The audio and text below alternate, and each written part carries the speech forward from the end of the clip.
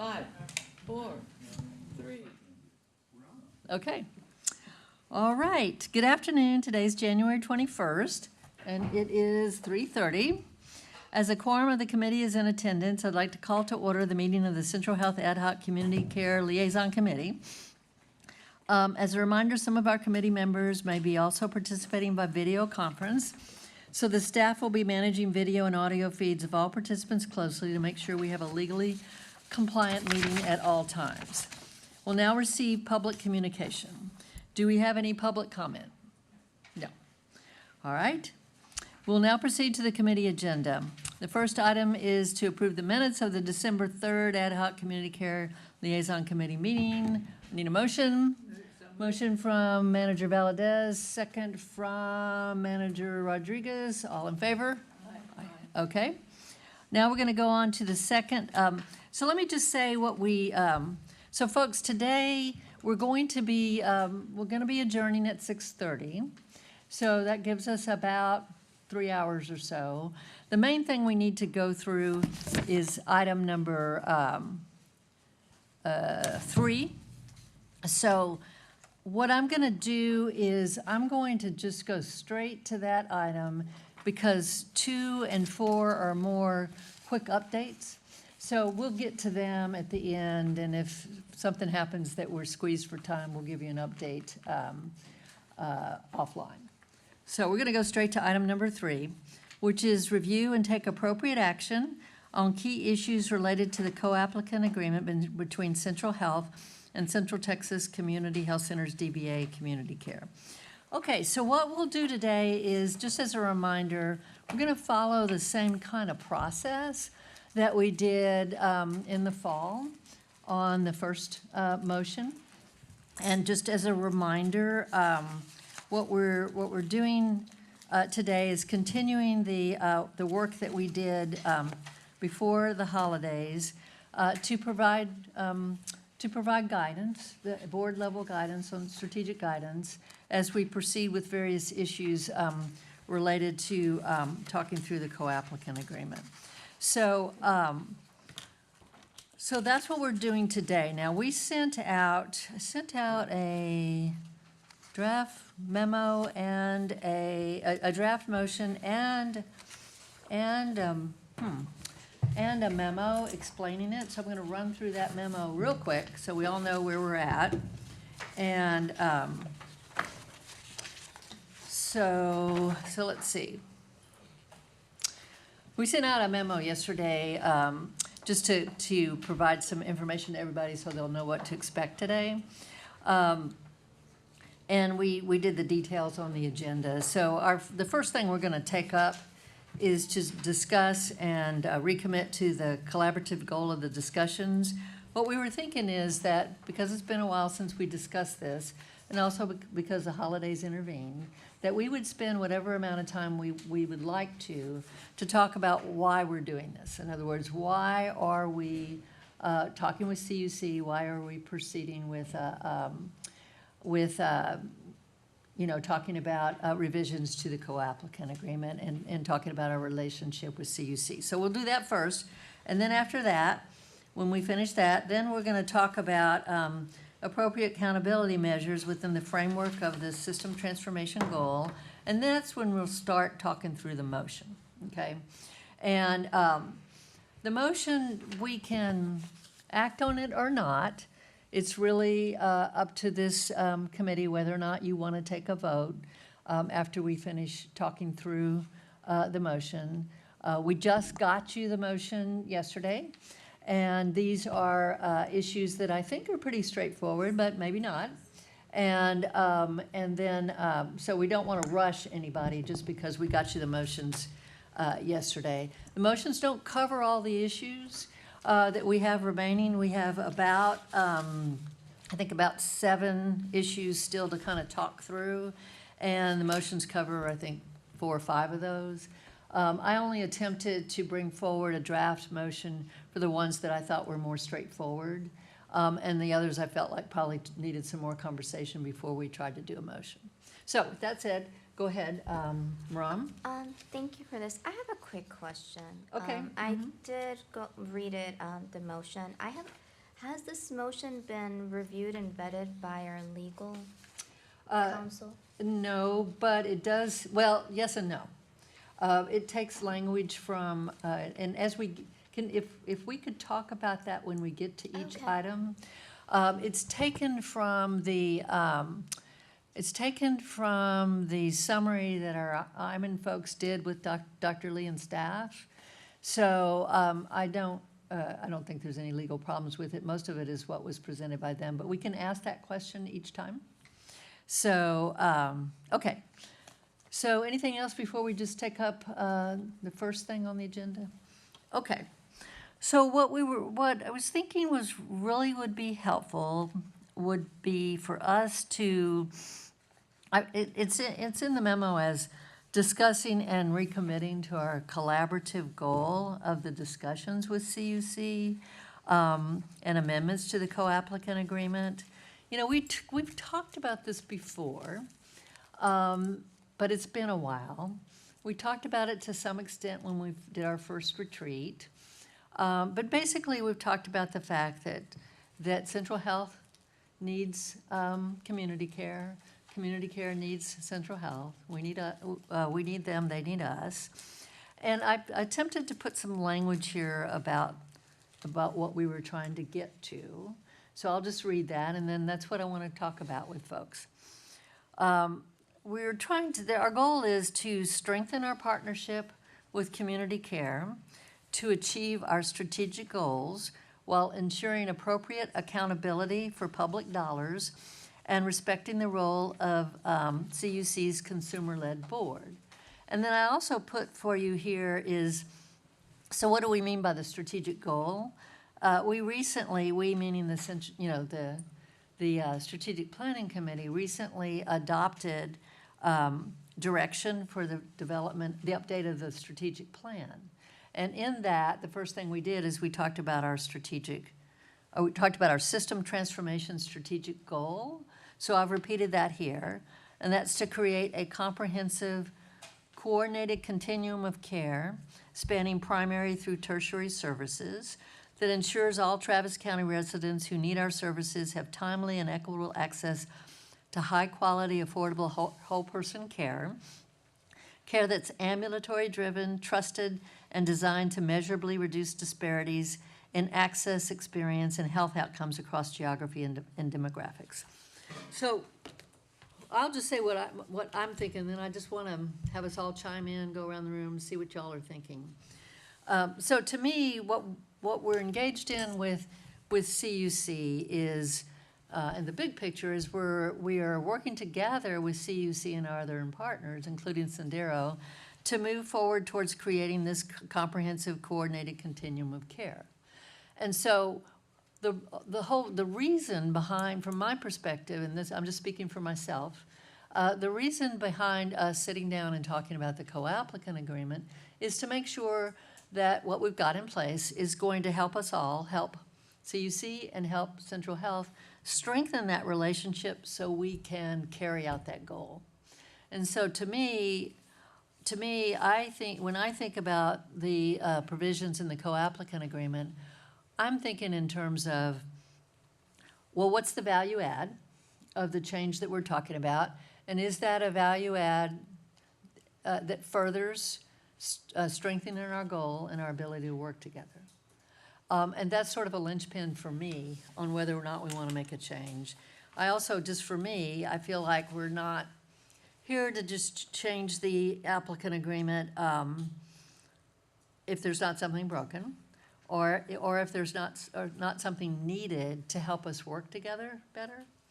So I just wanted to share that that's the lens through which I think about it, and just wanted to check to see if I'm on the same page with everyone about that, or what y'all's thinking is. So somebody's got to volunteer to be first. Geronimo, you want to go first? I'm happy to do that. Thank you. And I'll also preface it sort of what Ann said, that I think these are some initial thoughts as an individual board member around this whole issue of the co-applicant agreement and the systemic transformation strategic goal.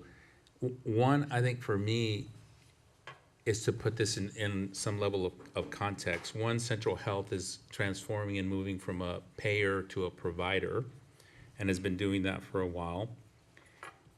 And there's a need, I think, for, and I'm not that I'm struggling, but I'm trying to think of the right words. That there's two pathways or opportunities here. I think one is, or questions about Central Health and what the system, a healthcare system, a Central Health healthcare system looks like from a governance perspective. And the second one is this pathway that we're on around what we call coordinated continuum of care, but what I think about is a clinically integrated system.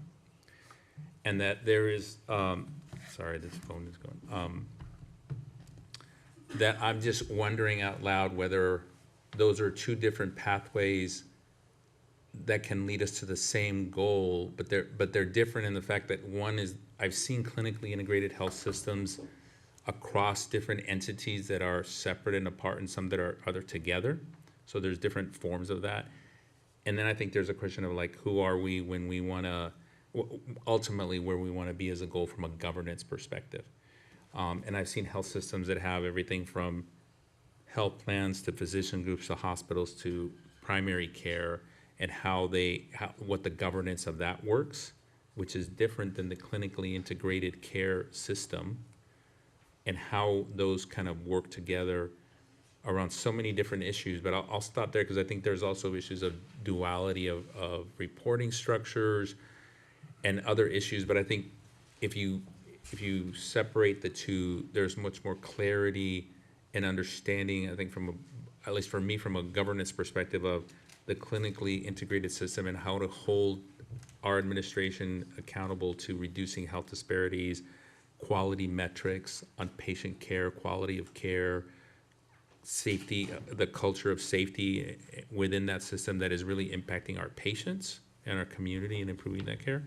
And then the other one, which is our kind of governance structures and how we work together, how we fund different parts, and how it's all integrated. And I'll just stop there because I again, as an individual board member, that's just like thoughts or observation about kind of what direction we head as we try to talk about this particular co-applicant. Is there anything, just a question, Yep. Is there anything you would say that sort of connects the dots between that kind of thinking and what we're trying to do with CUC?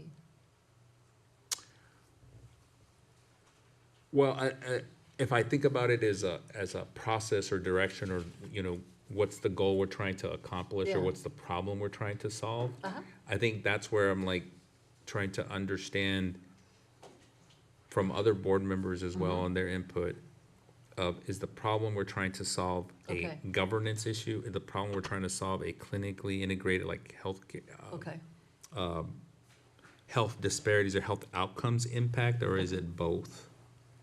okay. And if it's both, there's these two different pathways that might be sequential or on different timelines that are not necessarily the same. And I think for the co-applicant agreement, I think it's a fundamental question about like the perspective that we all have to make sure that we're all moving forward. Because and I'll just go, I don't know if I'm answering your question, but Yeah, to you me, are. it's like the co-applicant agreement is and all of these things are gonna only move as fast as the one board member that is understanding this, so that the complexity becomes an understanding of simplicity around kind of where we're headed with this. So if we can get the questions that we need answered or our concerns out on the table, and we can address those to make sure that our whole board, or at least the will of the board, is coming with us in this direction. Because this is, transformational changes take a lot of work, and they should probably have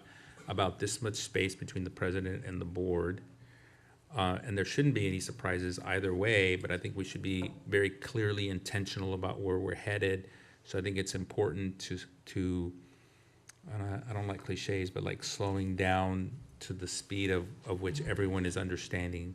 And that includes trust and all those other issues, but our understanding as a board and what the power that we have in terms of the will of the board and of the guidance that we give and the oversight and foresight is it's very important for all of us to understand that and what that is. And I'll stop there because I'm not sure I'm answering the question or providing clarity, but just Yeah, you are. recommending For or me. suggesting kind of an approach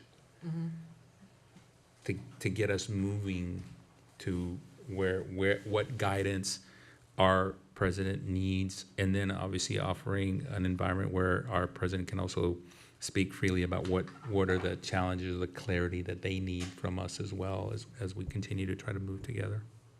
Okay, is Elisa May on? Yes. Okay, good, so, because we can't see her. She turned her video off. There she is. Oh, there she is. Okay, Elisa, just wanted to make sure you could hear us, so. Okay, Could I just, who wants could to I be just next? interject for just a moment? Oh, I sure. apologize. So the discussion you and I had before the meeting about open versus closed. Yeah, Monica and I have been having a discussion around the outline document that was sent out that's dated yesterday.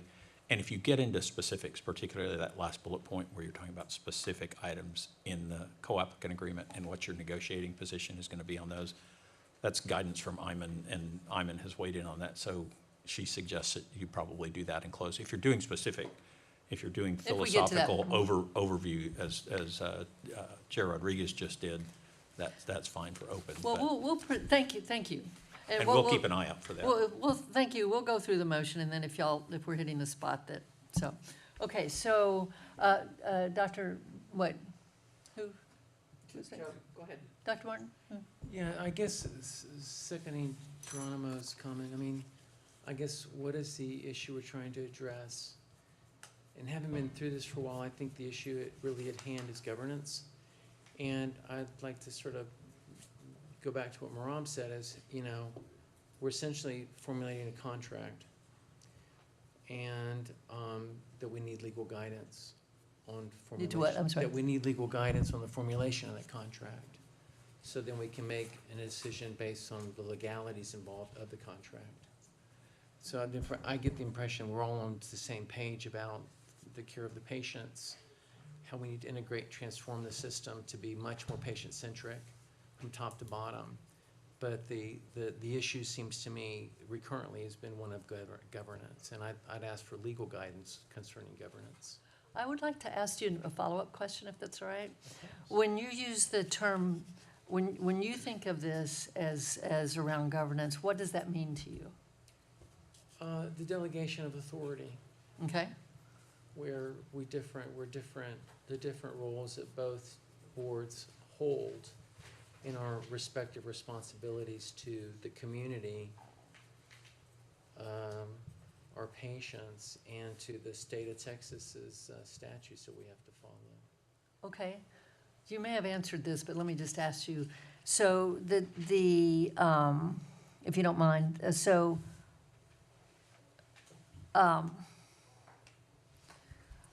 when what you're saying is it's delegation of authority for, what was the what's the purpose? Well, like Jaime, like our outside counsel brought up, we have certain responsibilities that are noted in the Yeah. Consent agenda that we already voted under legal Yeah, guidance. And that we need to, as I see it in a very simplistic manner, we're essentially writing a contract Okay, between two groups that have the same goals. And I think the issue for me is legal counsel as to how that contract should be written to follow the law. We both are on the same page, what we want, absolutely. I want community care to be happy. I want our patients to be served, that's why I'm here. okay. But the issue for me is sort of a different pattern that needs to be addressed. Okay, I may have more questions, but we'll keep going. So, Okay, please. who else, anybody else want to say anything? Sarah? Yes, being new to the Central Health Board and obviously coming from Community Care Board, the overall direction presented in the motion, the preamble, is something that that resonates with me and I can be supportive of. I'm particularly pleased to see words like collaborative and coordination, and so forth. Sounds like there's an elephant in the room. I'm not sure what's meant by governance. Yeah. So, Yeah, I'm not either. I guess we should get there. Yeah. Well, I don't know that we need to go to closed session just yet. Bring it up later then, Well, but let's talk about governance from a strategic standpoint, not from the legal perspective. From my, well, do you want to speak to that, Sador, or does anybody want to speak to that before I weigh in? Well, I'll just say in general, from a governance standpoint, in studying the role of central health and the scope that it has, which is huge. Yeah. You know, community care is one piece of it. I mean, there's so much that this district is responsible for and has the capacity to you know, implement and build out. And so that's huge. So that's a big, big layer of governance over healthcare delivery for the uninsured and those who can't afford care through other means. That's huge. Community care's focus was quite particularized. It's a federally qualified health center, focused on primary care for the same population. And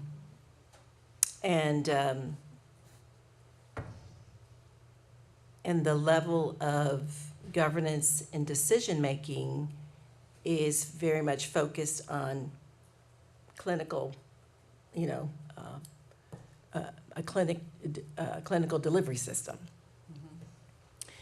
Obviously, with a patient majority board, with the patient-centric focus in mind. Community Care is a nonprofit organization and a Texas corporation. And I know when I sat on that board, I felt very responsible to have a fiduciary duties to that entity as, you know, fiduciary duty of care, loyalty, and obedience to its character as a nonprofit corporation as well. Shifting over here, my duties are solely focused on central health as a special district, and same duties of care, loyalty, and obedience to this entity. The point being, there's more than one governance structure. And so I'm kind of not understanding why, well, Yeah, I guess, Isidore, if I may, what I'm suggesting is not the governance of central health, but really of the relationship between the two entities, Community Care and Central Health Board, the two boards' relationship, which we've been struggling over for a bit. And so that's what I'm addressing, is sort of that needs to be clarified to me, that's all. So I'm gonna go to the elephant in the room, and I think you may have just clarified it, what you meant. So governance to me does not mean that we need to take control of CUC. I think we're all on the same page with that, right? I mean, it does not mean that we need to operate the clinics, that we need to, you know, be in control of everything. To me, what it means is just our duty of our duties that are related to public assets is what we need to make sure that we have appropriate oversight. So, But the lines of authority about who, this is to avoid the same problems I got into before, is that line of authority and responsibilities, and where does the buck finally yeah, lay? Yeah. And that I think has not been clarified. Well, And no one wants to run, I want CUC to be happy, Yeah, I yeah. don't want to run CUC, but there has to be a clear line of delegation to who dictates to whom, and that's based on statutory law. well, we did clarify a number of things related to that already. And let me just clarify those a little bit. We clarified that the CUC CEO reports to the CUC board. We clarified the process if there is the feeling that there needs to be disciplinary action of that CEO. The final process stopped with our board, the Central Health Board, at the end of the day, and that's what we adopted with the personnel policy. We did that last year. The most recent motion, we clarified that day-to-day operations, or that CUC was responsible for day-to-day operations. The reporting relationships between the executives of CUC and Central Health, we asked our CEOs, Dr. Lee and Dr. Yagoda, to sit down and figure that out and come back and tell us what they came up with. And that if they weren't able to reach agreement on that, to come back and tell us, and then we talk about it. So that's what we have resolved so far. Well, what we resolved, Ann, is that we had outside counsel that delegated very clearly to us what those responsibilities were. I'm not a lawyer, but I think that they were, and they're in the consent decree. I cannot hear. Oops, Oh, you don't have your speaker. oops, Sorry. Thanks, Elisa, sorry.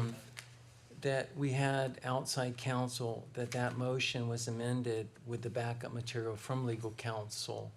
And we just said yay to the consent related to that motion. And that was, we voted on our meeting. And that's my whole point, that as long as we follow, that was the Yeah. whole motion, as long as we follow Yeah, that correct delegation per the memorandum from outside counsel. yep, And I think that delegates very clearly that direct line of, that we cannot cede our responsibilities to a private organization, being a public organization. well, what we voted on, Dr. Martin, was blessed by our legal counsel. And what that language says is Community Care Board retains discretion over the health center's day-to-day operations. So that's legal, and we adopted that. We also said that, I'm sorry, I have to get my glasses here. We also we said the relationship, health center staff relationship to central health counterparts is collaborative, but we ask our CEOs to structures for health center staff reporting will be determined jointly by both Central Health and CUC CEOs to best advance the aligned strategic direction. So we did that. So that's what I was referring to, was language that we adopted last time that was approved by our legal counsel. So that's what we've done so far, okay? All right, I'm sorry. Ram, did you want to say something? Yeah, thank you. Thank you all. I think I concur with the comments that were shared amongst our board members. Now, I just want to make it very, my personal standpoint, I want us to build a collaborative relationship with CUC. Transparent. Well, absolutely. Yeah. And to build it on a notion of trust, and they've done an exceptional job thus far throughout the years. We can all do better, but they have done great work in providing care for our indigent population. Now, we received a memo from Holland and Knight during one of our meetings. And the executive summary was quite helpful for me Yeah. personally as a board member, that it outlined what our statutory, responsibilities. Yeah. When you, Chair, mentioned that the CUC board oversight, that the project director of the QHC reports to the CUC board. Yeah. Now, when we received this memo, it says hiring, oversight, compensation, discipline, or dismissal of all district employees, including shared or joint employees, falls under Central Health. To me, this is, again, I'm not an attorney, and that's why I want us to abide by whatever legal advice. And again, with due all respect to CUC, and I want to build this collaborative relationship, but I also want to abide by the law. Previously, I did not know about our statutory, rules, and I did not know that, but I would be happy to proceed and move forward as long as we have abided by what was presented to us. So Okay, well, that's really let my me say, point. let me say a couple of things, and then I know what David's gonna say. Shouldn't be reading those into the record. Let's Yeah, put it that way. but the motions we've adopted to date are legal, okay? They've been approved by law, by legal, and we've adopted them. We have already adopted a legal process for the discipline of the CUC CEO, okay? The motion that we adopted last time has language in it that says, that was approved by our lawyers, and I'm sorry, I'm trying to find that specific language in the previous motion that talks about the dual reporting relationship, okay? So, and it's, I have too many pieces of paper. Okay, it says, CUC CEO has dual reporting responsibilities to the CUC board, okay? We already adopted that language, that's language that has been approved by our legal counsel, okay? But we can still talk, if you have more questions about that memo, when we get to it, we can go into executive session and talk with our attorney about it. So- But we're not revisiting what we already voted on, I'm not- it was legal. If I may, just really Sure, quickly. sure. I'm not saying that I want to revisit, but I know most of the conversation we had was not an open, and I don't think we took an official vote. Yes, we did, we voted We on that did, document. We did, but to that motion, it's right here. The motion was amended, but it's provided in the backup material of our meeting. That is exactly the motion we voted on. Rodriguez moved that pursuant to legal discussion and advice in executive session, the committee recommend that the board approve the motion to ensure collaborative relationship with CommUnityCare as amended and provided in the backup material of our meeting. That's what we signed off on. I'm reading from the amended motion that we voted on in our committee, and we also voted on it by the So- full board. So again, okay, another question I asked you, was this motion reviewed by our legal counsel? Again, I want to protect the Yes. organization. That is really it. Are I'm you not saying- here. Which motion are you? Tonight, that what we have on the table. So that I- is really it. I want to know, again, I'm not a lawyer, I don't understand legal issues, I just want to make sure to protect us and the organization. That's it. And I want to build a collaborative relationship. I want us to move forward. Sure.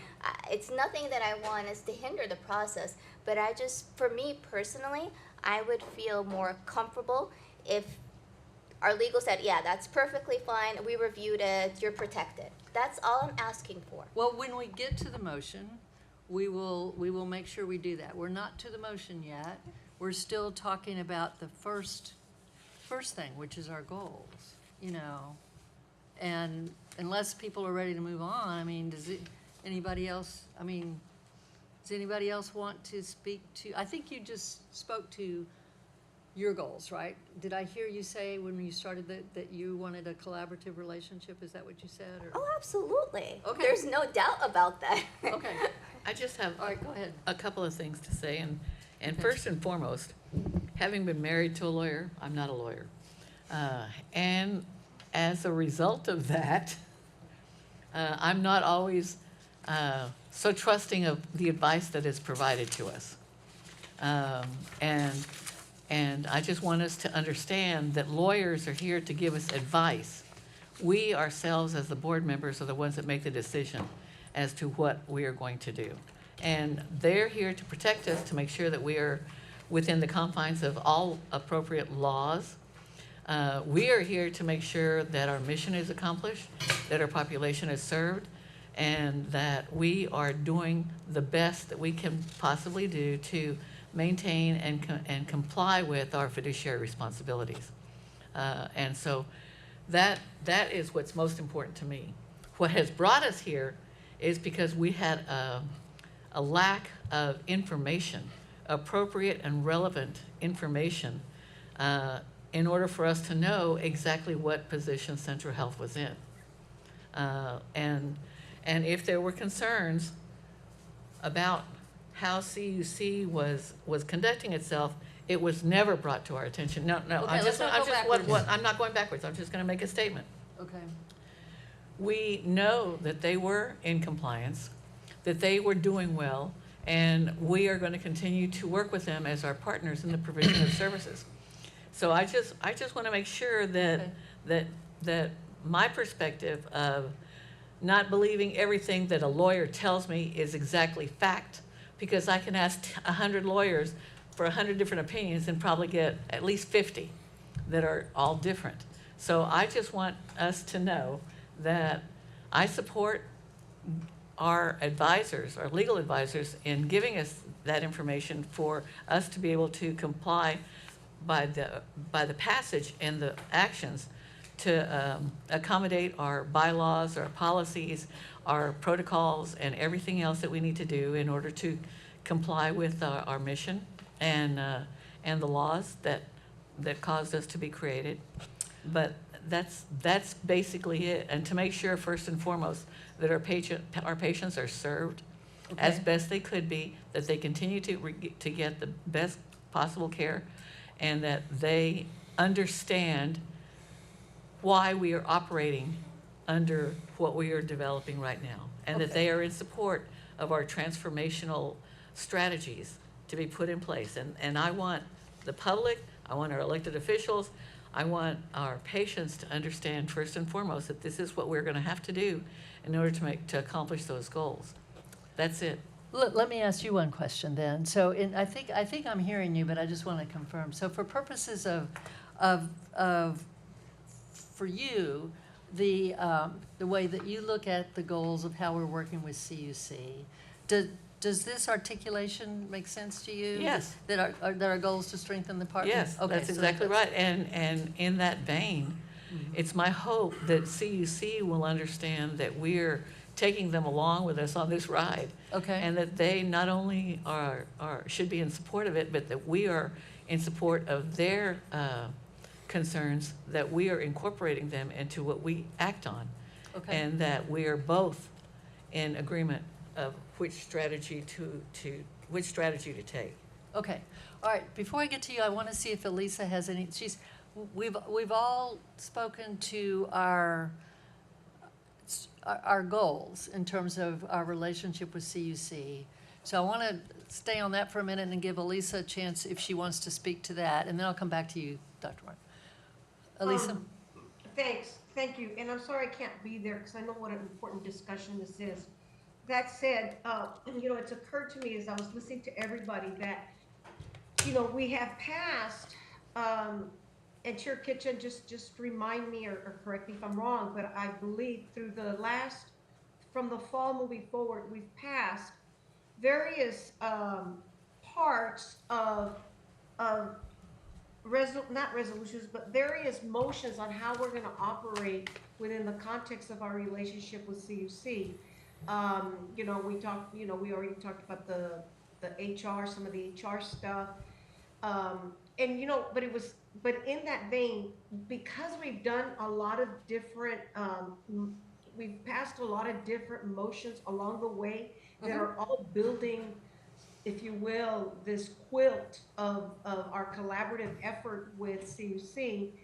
I'm wondering if it wouldn't serve us right by, and I'm not needing to do it today, but maybe if we could get a compilation of all the different motions that we've already passed that, as you said, have already been vetted by our attorneys, that have already been discussed, just so that we can get a better understanding of the work we've done, and also really pat ourselves on the back because we've spent a lot of time on this, but we've done a lot of work too. So we've accomplished some things. We've got some work ahead of us still, but I am just wondering if that might not help us Sure. to better understand where we're That- at. I think that's a good suggestion, because we've been, the first thing we adopted was last summer, I think, so it's been over the course of many months. So, thank you for that suggestion. Is there anything that you would like to share in terms of your own perspective of our goals for working with CUC? And does the language that I've put forth to try to capture that, does that language make sense to you? I will tell you that not any different from everybody. I want us to have a relationship that's going to enable us to not just serve our current clients, but to be able to build a system that's going to be able to serve yet more people. And in order for us to do that, of course, we need to talk about, you know, some kind of transformative care, and how is it that we're gonna do that in the ecosystem of our clinic system and how we operate as a whole. I know I'm now moving in that direction, because we have, you know, there's a lot of need out there. Uh-huh. And we have some resources that I think that we'll be able to, better manage with all of that. But anyway, put that aside. That's one of my goals. With respect to the question that you asked, as it pertains to the document that we're looking at, I do want us to take a look at that document. And I'm wondering, and I also remember we had, and correct me if I'm wrong, because as you know, we go through a lot of documents here. There was a particular document I remember back in the fall that we had, where various meetings, 2 or 3 meetings, where we were doing side-by-side comparisons.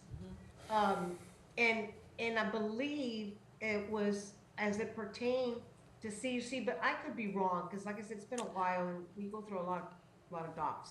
So anyway, are you? We haven't done a side-by-side of any sort related to the co-applicant agreement. So I'm not sure, I'm not remembering what any side-by-side. And what you may be describing is the document that had the issues that I think, I can't remember, Dr. Lee, if it was your perspective or in combination with legal, where there was your perspective was there. Oh, yeah, maybe that's what she's talking about. That we were using to kind of compare, Well- not compare, but to discuss kind of where we need some clarity. Yeah, I Where mean, the that- nuances were on the changes. Yeah, that's you know, we can, everybody's had that, and we can certainly provide a copy right now if you want, but that's what we've been using to guide. That's the document originally came from Dr. Lee, and out of it, we created our list of issues, and then our IMAN folks, which, by the way, are they on? Our IMAN folks went through and helped us summarize the first conversation we had. So anyway, yeah. Okay, I'm trying to get us through the first item, item number 1. Yes, go ahead. I'd like to politely disagree, Cynthia. I don't pay a lawyer for advice. I pay them for a legal opinion. I agree. That is their legal education, their investigation of the facts, and that's what this is. And I saw that Jim is here, and if he could maybe come up and explain to us in some way that what this memo meant. We're going to get to that, but not now, because we'll have to go into executive session for that. And so when we get to the second part, when we get to the motion itself, we'll make time for that, Dr. Martin. It's just not Thank you. yet. I'm trying to keep us focused on I guess what I'm trying to get to is I want to make sure we're all on the same page. I think we said we were, that our goal is to be a partner with CUC and within the law, but to be a partner with CUC. I got that. I wrote it down, Dr. Martin. Anyway, that our goal is to be a partner within the law. And that, to me, that does not mean that our goal is to change the structures that we have right now. As long as we're operating within the law, which to me means we have the appropriate oversight within the law to protect our public assets, which is what our responsibility is, as long as we have that, then our structure's fine. In the future, you know, if we get to a point where both CUC and Central Health feels like there are other ways in which we can strengthen our partnership together, then we can do that in the future. But I don't see the need for it right now. Go ahead, Geronimo. Just to go back to your original Yeah. question, one of the things that I've noticed about like what may be missing to add clarity is, I don't know if it's in the preamble or in the purpose or direction. And the only reason I mention is because then when we get to this motion and the Central Health adopts the following priorities, we talk Yeah. about health center, that we haven't lifted up or recognized or acknowledged the fact that the co-applicant agreement is really about how we operate together as a health center, which is what some of the legal term of arts that CMS and Sandra and others have kind of educated us about. And so there's probably an opportunity just to recognize that somewhere in here, like that, we both recognize that we not in just receipt of, and I can't remember, that's really what it's called, the license or the approval of this, but that it's really to the Public Health Center, which is both of us together. Yeah, And I think that's where some of, at least for me, sort of that's kind of the governance questions come in yeah. around that. But I think that's about as much as we can talk about in public, but I think that to me is important to, at least for transparency and for the public, let's also understand that it's really, because of the technicalities of this, that we're a health center that's receiving this, and that's how we're operating as a health center together. And a health center is both entities. Yeah. Okay, go So ahead. Chair Kitchen, so I also would like some clarity on that from the perspective of our HRSA council about what health center means. My understanding is that it's the project. Yeah. And it's the project, but I'm getting the sense that there's some belief that there's some governance rights that attach to the grantee that are beyond, well, I'm just trying to understand. I thought it was a project, and not necessarily speaking to governance. And so if there's something to be shared about what that means in terms of governance vis-a-vis both community care and central health, I would like to know that. Okay. And just one real quick comment on my Okay, part. wait. What- Very quick. You go first and then. It's just that we have entered a time where I believe the majority of services that are going to be received by our poverty population and others, working middle class, living in poverty, unable to pay bills because they can't afford health insurance, they're going to be our FQHC patients. And as we look at this growing number of, who I believe will be receiving services from us, it's going to be much more important for us to make sure that we have crossed all our Ts and dotted all our Is with respect to our HRSA agreement and the understanding of what our protocols are with respect to how our boards operate with our CEOs. And I think that is going to be what is I think, fueling this conversation, in that we need to make sure we've got everybody on board, that we're all in agreement with what direction we're going to take, and that everybody's needs are going to be provided for, because we don't have the infrastructure at the top or the will by our elected officials at the top to provide those services anymore.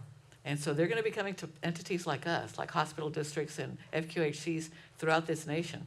And so I just want to make sure that we're covering our tracks. And with respect to the comments of my dear friend over here, I wasn't criticizing lawyers. It's just, we have existing contracts that Central Health has entered into, which I think stink. Okay, let's not go And there. no, but they stink.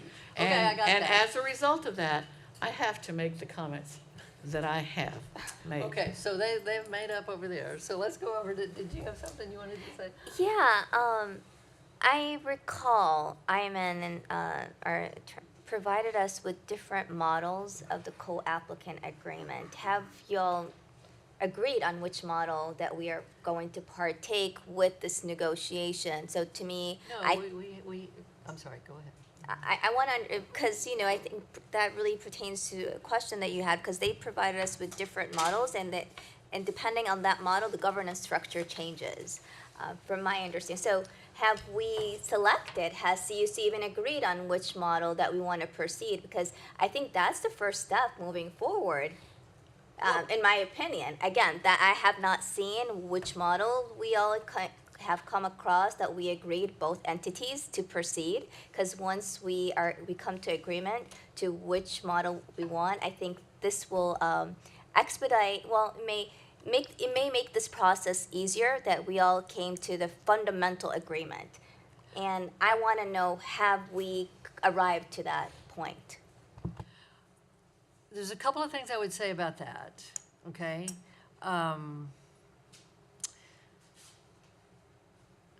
Well, let me speak to that, and then I want to get us back on topic here.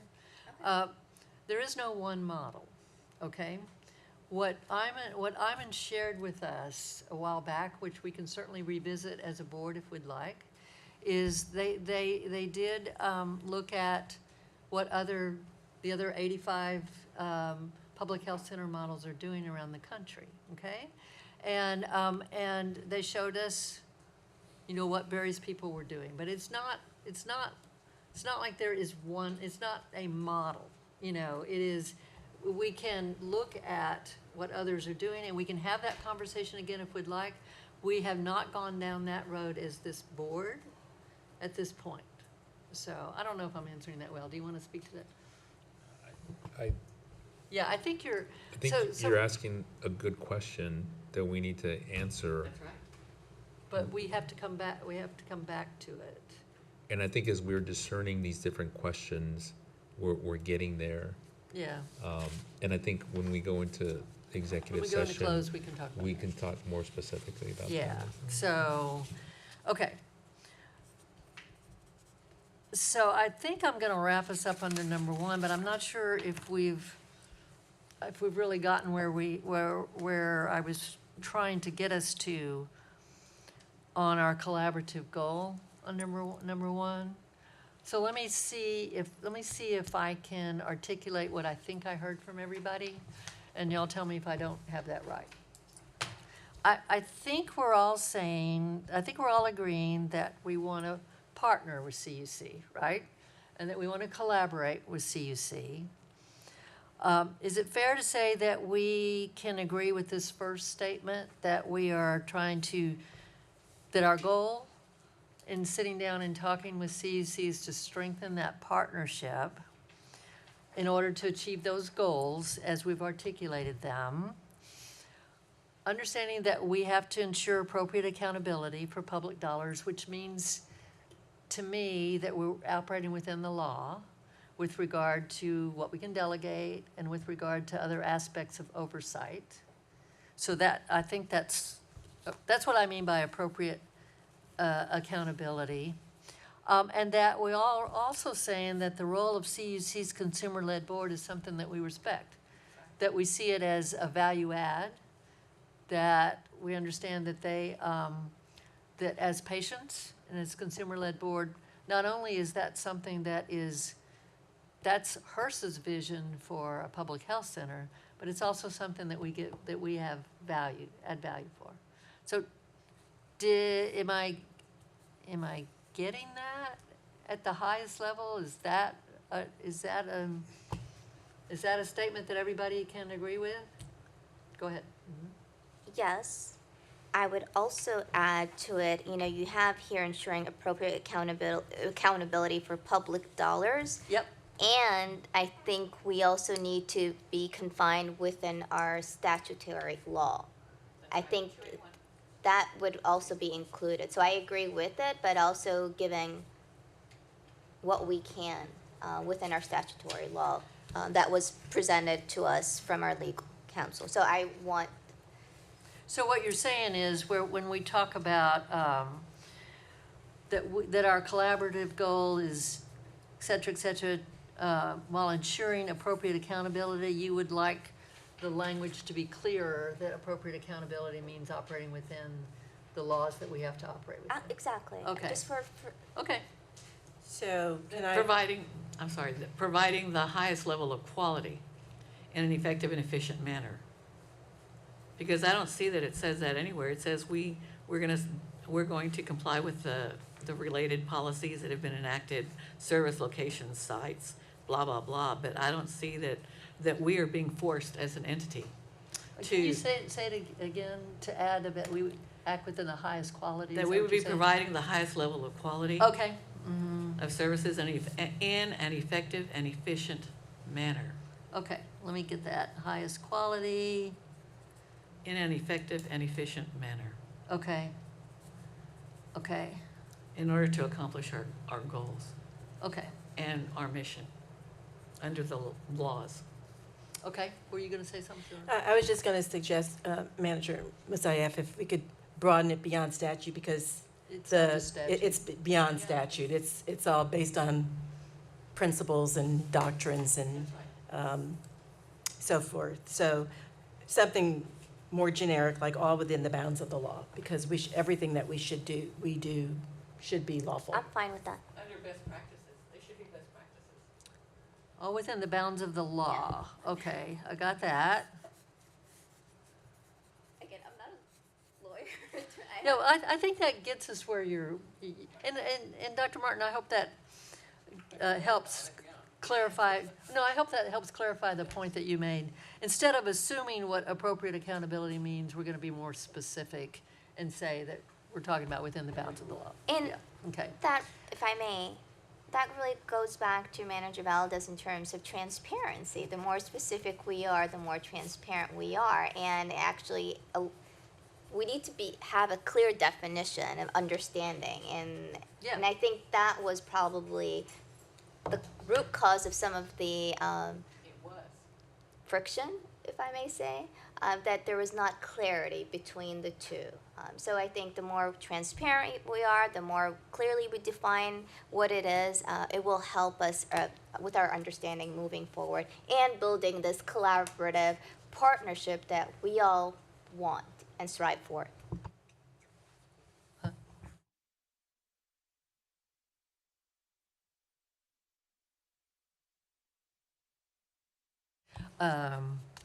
Okay, so before we move on to the second part of our agenda, I want to just ask, does everybody feel like we're done with the first part of is there anything else we need to talk about? From a process perspective, I know that we have the CEC liaison committee and there's 5 of us, but will we take this just for process, will we take this language to the board or does it need to be approved for the board? I'm trying to remember Well, it the depends. process. If this committee wants to, we're not to Right, voting yet. right. But if this committee wants to vote on this motion, and so far we have 3 amendments to the motion, and when we get down to the rest of it, we may have other amendments. If this committee wants to, we can vote to recommend to the full board. But Thank we're not there yet. Yeah. So we don't have to act today at all, but we can if we want to. So, yes. If I may propose something, like I think we have about 7 members present. So if we feel comfortable with the majority of the board, do we Let's, have let's. any? Again, I'm just saying whatever, we're ahead of Let's ourselves. decide, let's Yeah. decide if we're gonna move it forward after we finish our conversation. Yeah, and it might just be a potential draft motion, and then there's the legal Yeah. review, and then it goes to the board, so Yeah, there's we've a got- process. We've got multiple Yeah, options. So, And- okay, And from there, Yeah. will it be going back to CUC? yeah, Okay. yeah. Okay, so I'm gonna move us on to the second part. So I articulated what I thought we all had said. I think we're all on the same page. We're gonna add those 3 amendments to the direction in the motion. Okay, so now we're gonna go on to the second part, which is to start going through issues. Now,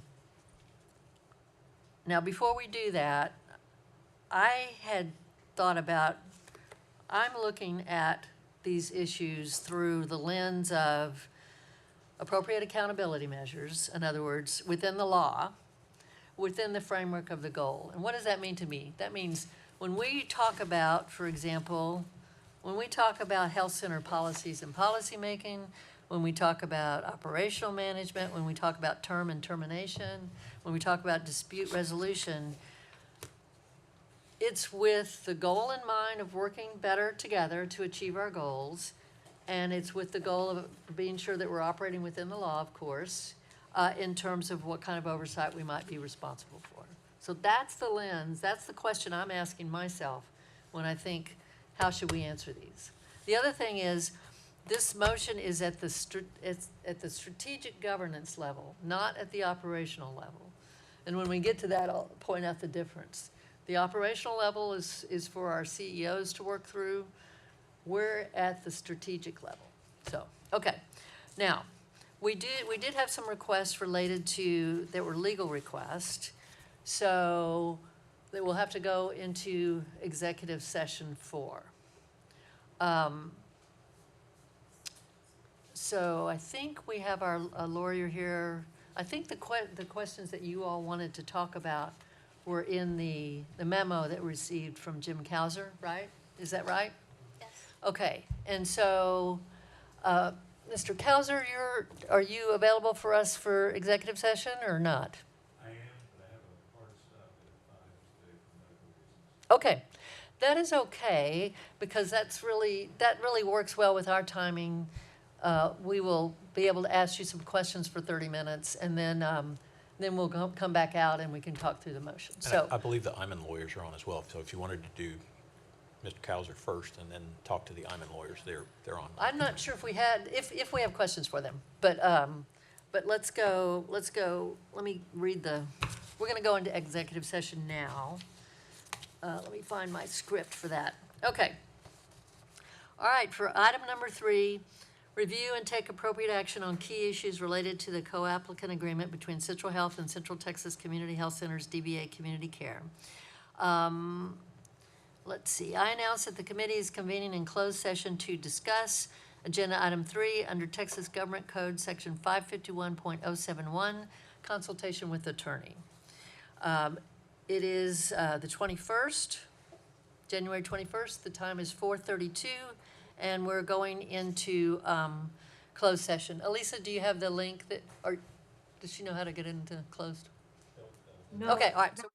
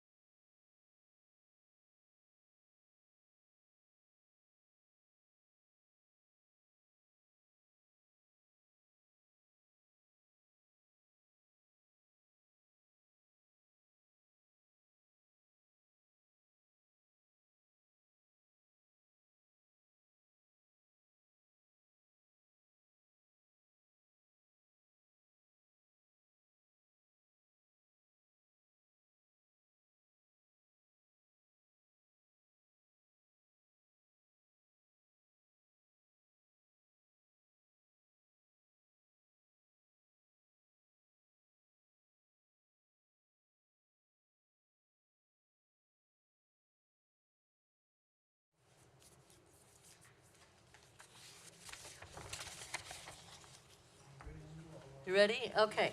So we're going back into open session.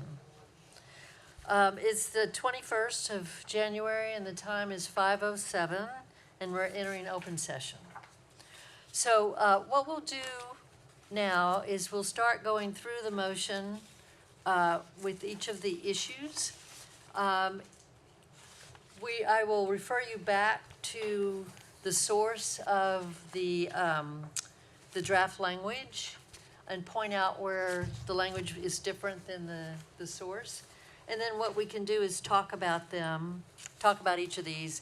If there are any legal issues that people have with regard to any of them. Well, let me back up for a minute. I'll go over it, and then, of course, Dr. Lee, if you would like to make any comments with regard to any of these issues, you could then do that. And then if the board wants to flag any of these issues as legal issues, we'll flag them, and we'll come back to them in closed session. So, okay. So, yes. Okay, I'll tell you where we're at. So there's two documents that should be in front of you. One says motion number 2, and that's the motion itself. And we're on the bottom of the first page of it. The second document, do you have it? Yeah. The second document is the one that Perla handed out that says follow-up from November 3rd. Everybody got that? Okay. So just as a reminder, the follow-up document was prepared for us by our IMAN attorneys. It was a follow-up to our November 3rd meeting and captured in it the issues, some draft language, the position of the recommendation or suggestion, whatever however Dr. Lee would like to characterize it from him. And then it also references some language from CUC, depending on which the issue is. So the first one we're going to go over is health center policies and policy making. That's on page 13 of your yeah. Okay. So here's what and basically what I've done here is taken a combination of this modified motion is the revisions that were prepared by IMAN for us. And so I'm going to read through what we have here, point out what the differences are, see if Dr. Lee has anything he'd like to say, and then see what kind of questions we have. Okay, so policies, the governance question here is really to what extent and how do we want to handle policies in terms of the relationship between the two entities and what kind of input each entity might have in this process. And again, we're talking about this first one's policies. It is not SOPs. It is not operational processes and procedures, it's policies. And just as a reminder, we've recently talked amongst ourselves about the importance of updating our central health policies and that our central health policies are approved by our board. Not our SOPs, but our policies. So this is written as the policies.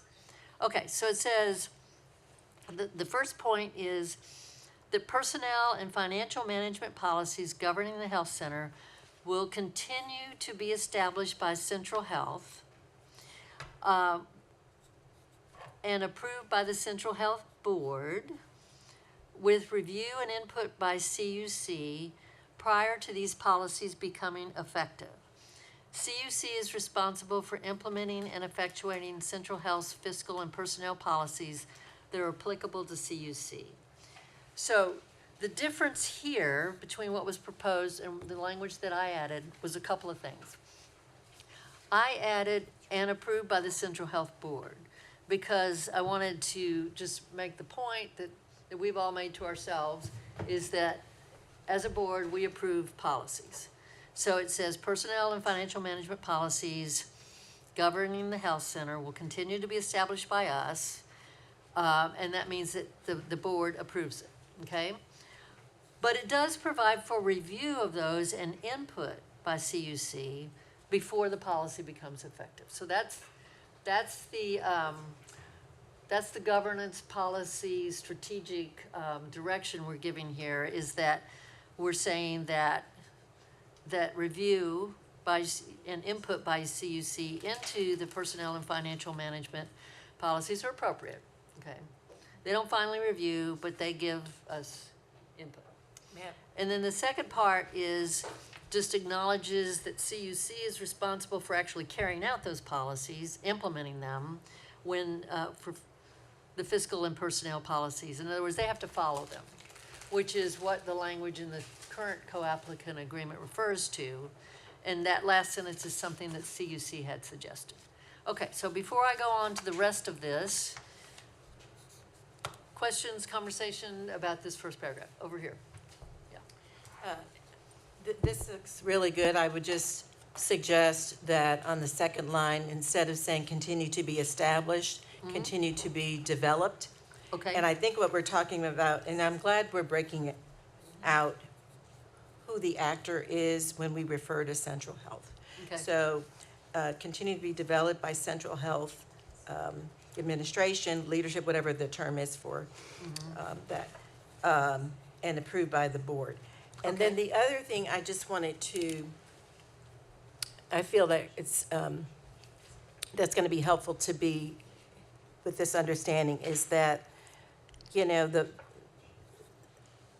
as Iman has pointed out, one of the reserved rights of the grantee with respect to the co-applicant is the reserving right over fiscal and personnel policies, and that's good.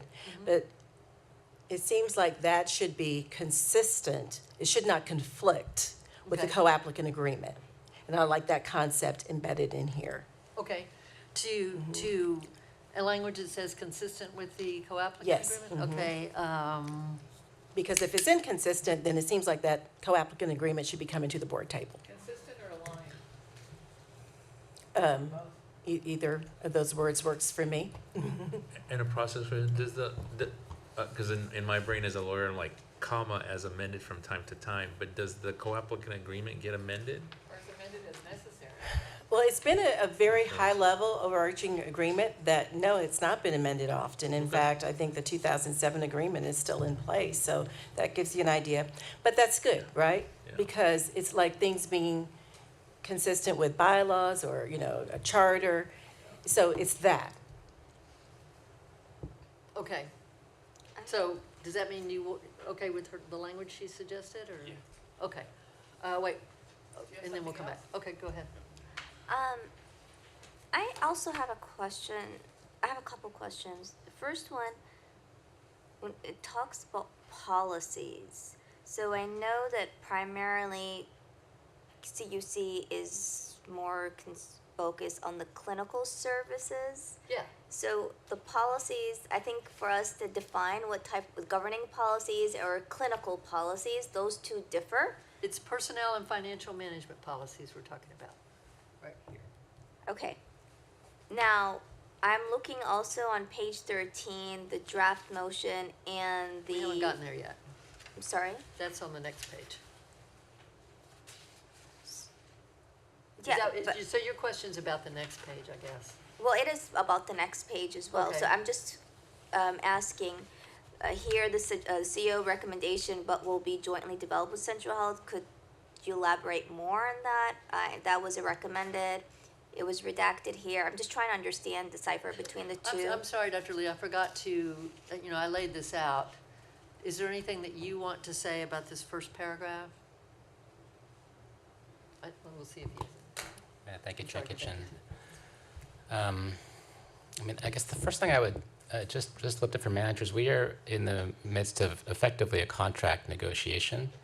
And so typically we wouldn't be discussing our position in open session. And so that's the first thing. I just want to confirm that what we want to do is discuss our position in a contract negotiation open session.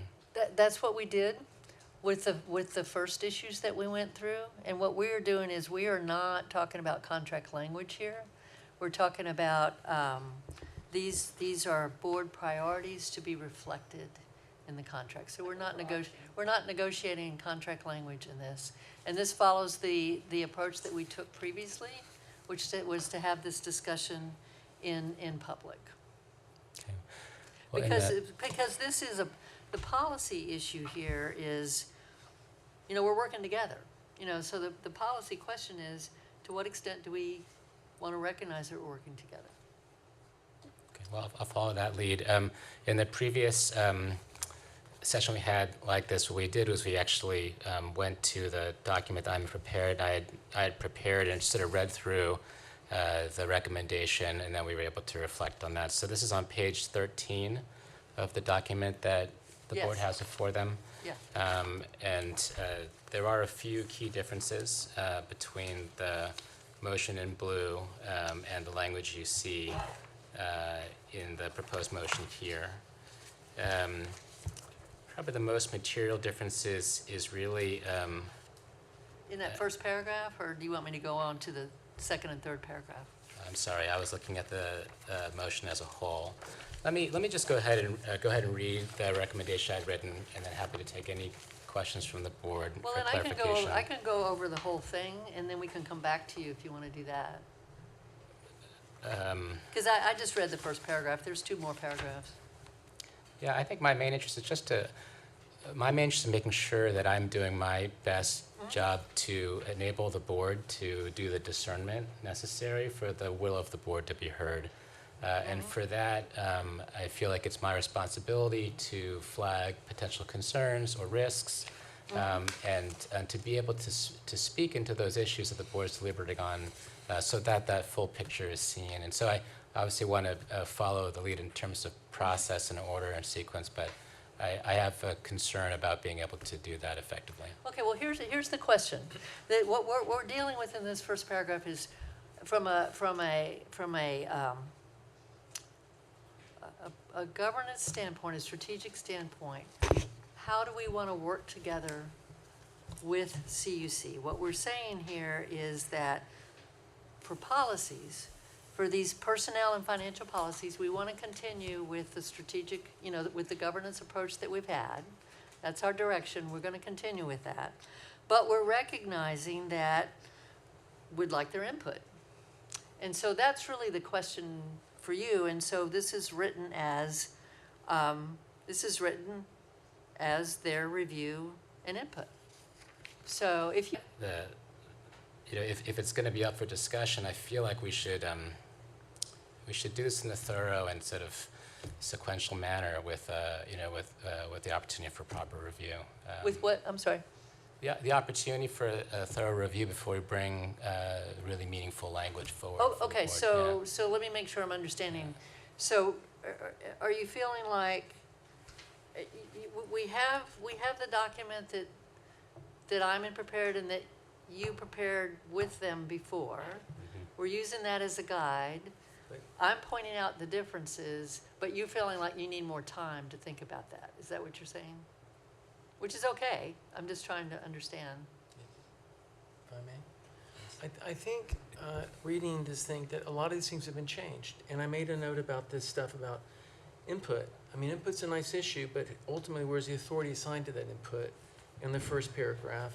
And this segues to the changes. In terms of remaining policies will be developed by central health staff with input from central health and subject to review by health boards to ensure. What authority then does Central Health Board retain in management of those policies? That's what I'm saying. And this thing here, that this says that these will be final approval by the Central Health CEO and Central Health Board unless delegated, and this was changed. I mean, my point is, Ann, is that what is the authority with the input? So I tell them, okay. CUC, I want this, but what do I have to say about that? Okay, all right. Let me go through the whole thing. I should have gone through the whole thing instead of just the first paragraph. Well, I think that this thoroughly prepared thing should be, where this is an important issue, should be done point by point, with legal counsel present. That is what I'm doing, is point by point. Legal counsel is present. But this, And I'm what- comparing these 2 documents. well, but you didn't compare it. Yes, That's I what- did. I just did. Well, Ann, I mean. Let me go through it again, okay? What I did is I compared the first paragraph. I didn't get to the second and third, but I did compare the first. You read this, remaining policies will be developed by central staff and input from central. Where are you reading? Here. I haven't, Okay, I see that, haven't but that's gotten- not what she was Okay. having us look at. let's back up for a minute. I'm feeling some concern from everyone about how we're proceeding, okay? So that's not good. We need to be on the same page in terms of how we're proceeding. I'm proceeding the same way we did before, but I'm hearing some concerns. And it may be that people feel like the difference, what we did last time is we took the issues and we talked through the issues. We talked through this document last time without any draft language in front of you. And then we waited, and the next meeting we brought back draft language. That's a difference in process, as opposed to proposing some changes for you to think about right now, okay? So what I'd like to do is, and also we have not, I said as we began that we don't have to vote on this today. So I'd like to go back and just go through the whole thing and point out what the differences are, and then just have that on the table, and we can go over to the next one and do the same thing, and then we can talk about it. We don't have to make any final decisions today. Does that make sense? I want to use our time. We have a whole hour, and seems to me it would make sense to describe. Start at the beginning and let's go. Okay. If we can just interject, we've been talking, all the lawyers have been talking, we've been receiving text from our outside counsel. You're identifying the points where you disagree, which is what this just was, on a pending negotiation. And so you're telling your counterparty where you have issues amongst yourselves. Well, David, we did this in open session last time, so what is the difference? Didn't do exactly this in open session. Yes, we did. Yes, we did. We disagree. We all disagree. All your lawyers disagree. What did we do that was different? Tell me what we did that was different so I can understand. It wasn't to the extent that it appeared that you were negotiating. That didn't happen. What you did was you talked broadly about Okay. different things that you wanted to address. Okay. That is very different than what it seems like you are doing here, which appears to be you negotiating terms that would be in the agreement. Okay. And again, we've said this several times. Our goal is to make sure Sure. that we are protecting Central Health that's fine. as an entity. That's so fine. we think it would be best if you really want to get into the nitty gritty of this, that you are doing this in closed and you are doing it with your counsel, because you have your outside counsel here. Okay, so, Elisa? Elisa? Thank you. Madam Chair, I'm wondering if it, just in the interest of caution, and also so that we can proceed and get into the nitty gritty of these issues, if you would consider taking us into close so that people are comfortable, and that way we can, knock them out in Okay, we'll whatever do that. direction they come out. We'll do that. Thank you, ma'am. We'll go back into close. Trilisha, I'm understanding that in close, we can have the kind of conversation we're having right now, right? You have counsel. Okay. It will be under the advice of counsel. All right. Even though we have counsel right now. Okay. You well, also have your special I don't counsel, wanna hold and this- when No, you're no, that's discussing true. those legal issues, you should do them. I don't want to hold us back on a technicality. Let's just go back into closed. So, okay. It's the 21st, the time is 5:26. We're going to go back and, do I need to read this again, David? The Exception, you're going under Okay. Okay, we're going, agenda item number 3 under Texas Government Code Section 551.071, consultation with attorney. Pardon? Oh, it's January 21st at 5:27.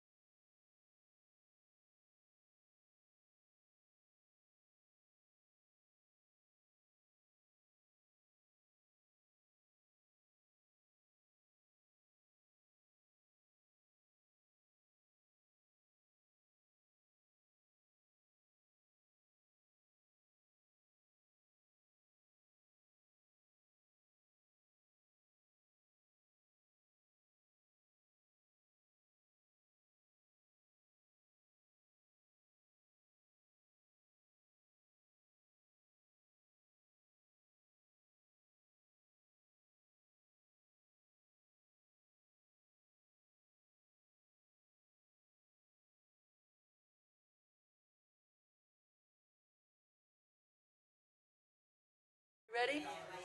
Okay, guys, we're coming back into open. Okay, we're back in open session. It's January 21st, and the time is 6:39, and we're entering open session. Okay, so managers, we're ready to close out. We're not taking up item number 2 or item number 4. We will provide an update on both of those items in writing to you all. Just a reminder, item number 2 is about our joint board retreat that's coming up on the 31st with CUC. We've got a really great agenda set up that Dr. Lee and Dr. Yagoda are putting together for us. Is it gonna be here? No, it's gonna be at CUC on Kramer. And then we'll provide an update on item number 4 also. We do not yet have an employment agreement, but we'll provide an update on that. So, all right, I need a motion to adjourn. Second? Second, all in favor? Okay, all right, we're adjourned.